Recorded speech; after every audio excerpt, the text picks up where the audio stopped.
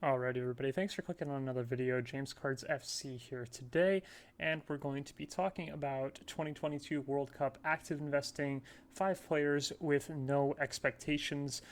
If you watched my first video on World Cup investing, you'll have learned that this is the best type of player to target if you're looking to try and capitalize on some big jumps in prices during the tournament itself. So without further ado, let's get into the video.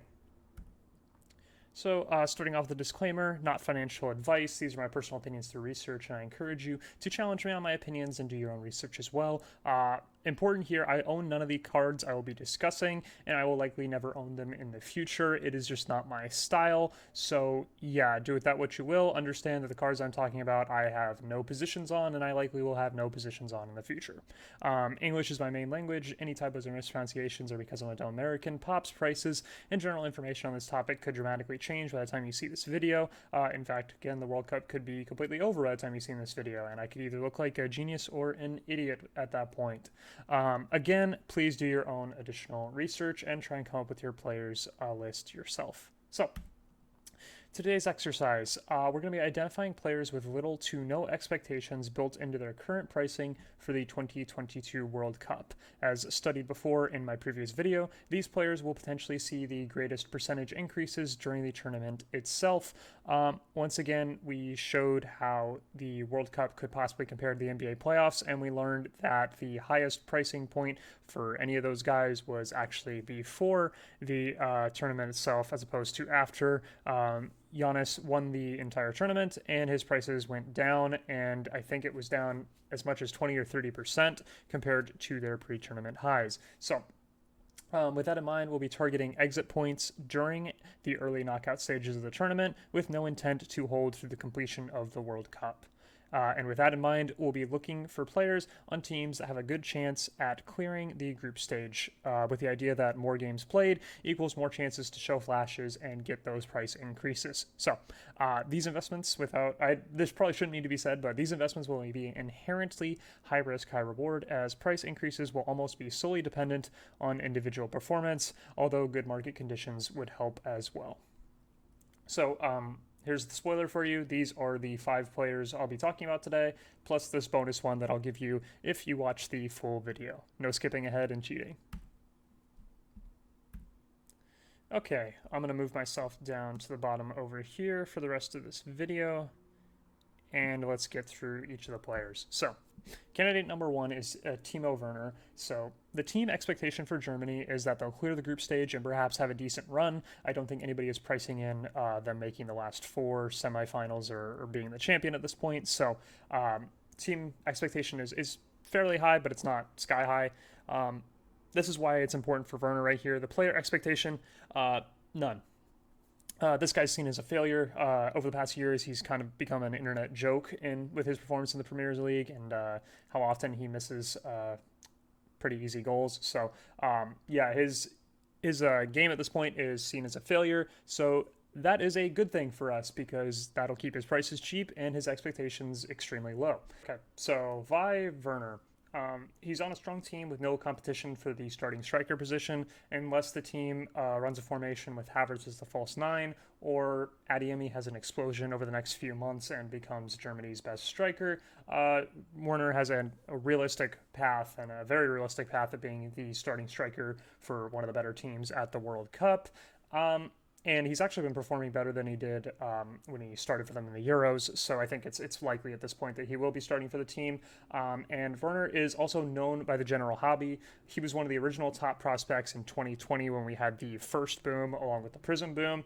And his base Prism PSA 10 was $200 plus in August to October of that time. It actually got as high as $600, which is insane. But yeah, the hobby knows who this guy is. They know what this card is, and they know at one point it was really expensive. And that's a good thing. So, which cards? I would be targeting 2018 Prism Parallels and probably nothing else. Keep this really simple. The general hobby is already aware of this card, and it should be the first one to move if he performs well. Again, we are not planning on holding these cards any further than the World Cup itself, so we want to be targeting these hype beast, mainstream type cards that people will be looking for buying, selling, trading during the World Cup. I wouldn't look at rookies. I don't think there's a need to. Just go for the really obvious one.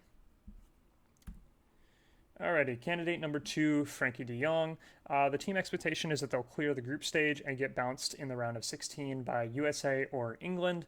And the player expectation is that he's a promising young player, but I really haven't heard any sort of hype around him regarding the World Cup specifically. So probably nothing being priced in there. Why de Jong? Netherlands is in the easiest group, and the hobby is currently overvaluing the USA in a potential round of 16 matchup. They could also get matched up against Wales or Iran, depending on how that group goes, if you assume that England is going to be the number 1. So I believe Netherlands would be favored over the USA, Iran, or Wales. So the fact that the hobby doesn't see it that way is probably a bit of an inefficiency here that you could try to capitalize on. And even if he ends up only playing against the USA, that's a lot of eyes going on to this guy. So de Jong will be one of the key players for the Netherlands. If he flashes in the groups and against the USA, he could see increased interest, and he's still in the prospect phase of his career. So prospects always get more hype than older players. So which cards are we going to be talking about for de Jong? We're going to be talking about the 2019 Panini Chronicles rookie ticket and the 2020 Select Euro parallels. I would definitely prefer this Chronicles stuff to this stuff. The only reason I like the Euro set is because it's his first set with a Netherlands kit. So if people start to care about that kind of stuff for the World Cup, this is probably your better bet, especially the team color matching parallels. I also put that the 2018 Kaboom might be a sneaky choice here. It is much, much cheaper than all the other Kabooms in this set, but obviously on a $300-400 card, your multiplier is going to be a lot less than on a $50 to $100 card. So, moving forward into some more players here. Candidate number 3, Lautaro Martinez. The expectation for Argentina is that they'll clear the group stage and have a deep tournament run, so that's not what you're getting the expectation bonus in here on. This is where you're getting the expectation bonus. He's firmly in Messi's shadow, and I don't hear anybody talking about this guy at all in the hobby right now, which is, again, a good thing for this scenario. So, why Martinez? Argentina is a strong side, and if you run out the brackets, they have a potentially easy route to the semis. They'll be matched up in their group if they finish first. They will then face the I think it's Denmark or something like that. And then after that, they'll face the winner of Netherlands USA. And with that, they could already be well into a tournament run at that point. So obviously too early to be talking about that sort of thing, but they do have what looks like a realistic path to get to the semis. And Martinez himself has very little hype, as all the attention is currently on Messi. He's one of the best strikers in the world and will start for the team. And he could have a breakout tournament and spur transfer rumors. He's still only 24, and there are very few card options for Martinez. So all those are good reasons why this makes a lot of sense from a player with no expectation perspective. Which cards I would be targeting? You really don't have a lot of options. I'd try 2019 Panini Chronicles Prestige parallels or 2020 Serie A Mosaic parallels. His 2017 sticker is sketchy in the same way that the Vinicius Jr. stickers are sketchy, so I would probably avoid that one. The 2018 issues he has are too rare or expensive, or talking about he has an optic insert, that's his only card in the optic set, and he has a Panini Treble insert, that's his only card in the treble set, so I'd probably avoid those. They're already really expensive, and I wouldn't expect the multipliers to be very good on those. Stick to Prestige and Mosaic, in my opinion. Prestige is a known hobby brand along with Mosaic, so the people that come in that don't necessarily know about soccer, they still know these brands, so they'll be comfortable with deploying capital into these brands. So on to number 4. This is Ferran Torres, probably the guy on this list that has the most built-in expectations, but I still don't believe they are very high. For France, the expectation is that they'll clear the group stage and have a decent tournament run. They're not favored to finish in the final or anything like that, so some strong expectations, but not, I think, overly unrealistic. The player expectation here, he is firmly in Pedri's shadow at this point, so his player expectations are pretty low. Why Torres? Spain is a strong and popular team with a 2-team group. I say that, and they'll probably get knocked out by Japan, but from the looks of it, they're in a 2-team group with them and Germany. So that Germany match will have a lot of eyes on it, and they have a really good shot at getting out and playing some more games. So Torres himself has very little hype, as all the attention is on Pedri, and maybe by the time the World Cup comes around, Ansu Fati might be back. He would take away the attention as well, at least going into the tournament. So good opportunity here, in my opinion, to try and get in on somebody with no expectation. And he has a realistic opportunity to make the starting 11. He featured in the Euros, and he's in a decent stretch of form with Barcelona. So he's also still in the prospect phase of his career at this point, and he plays for Barcelona, which is a good thing for the general hobby to understand who he is. And I'm sure they'll talk about that at the World Cup, so people aren't familiar. They'll probably be comfortable investing in a prospect player that plays for Barcelona and also looks good at the World Cup. So a lot of things to like about Torres. Which cards I would be looking at: the 2019 Panini Chronicles rookie ticket, this one right here. Like I said before, this is seen as a mainstream rookie in the hobby. Whether you like it or not, that's just what the case is going to be, and people will gravitate to stuff like this. And then 2018 Panini Mega Cracks is his true rookie. It's a well-known brand, and these could be very hard to find. His version in particular is hard to find, especially in good condition. So that could be a decent shot as well. But I would probably recommend the rookie ticket over it, just because I think this one will get more attention as his mainstream rookie during the tournament. All right, on to number 5. Last one before we get into the bonus one here. Hirving Lozano. So the team expectation, this is where it gets fun. Maybe clear groups. Nobody is talking about Mexico at all. They're a complete afterthought. I haven't heard any Mexico chatter for this World Cup in the outside soccer card hobby universe, as well as the inside soccer card hobby universe. So don't think anybody is expecting anything from Mexico at this point. And the player expectation, given that information, would be that nobody's talking about Mexican players. So Lozano is firmly under the radar. Why Lozano himself? Because despite the lack of hype, Mexico actually has a very clearable group with Argentina. They won't be favored to win the group, but Poland and Argentina are their two opponents. I think the third opponent, the third opponent would be Saudi Arabia. If they can't win that match, they don't deserve to get out. But I think they're an even to better than team with Poland. So I don't think the hobby's factoring that in right now. They have a very clearable group, and if they get out, anything happens and they play more games. Lozano is a key player for Mexico. If Mexico plays well, he'll likely be a big reason why. Another good reasons are he's a North American player, so the North American factor comes in. North Americans know who he is, and North Americans currently run the market. Plus, Lozano has the name recognition. He's one of the most popular players in FIFA. I think that matters. He has past performances at the World Cup. He plays in CONCACAF. I think these are all good reasons why Lozano's cards could see some heat if he plays well. Which cards I would be looking at in this list: 2018 Prism Parallels, 2018 Optic Parallels, and then 2018 Chrome Parallels. He's not in the Mexico kit for the Chrome set.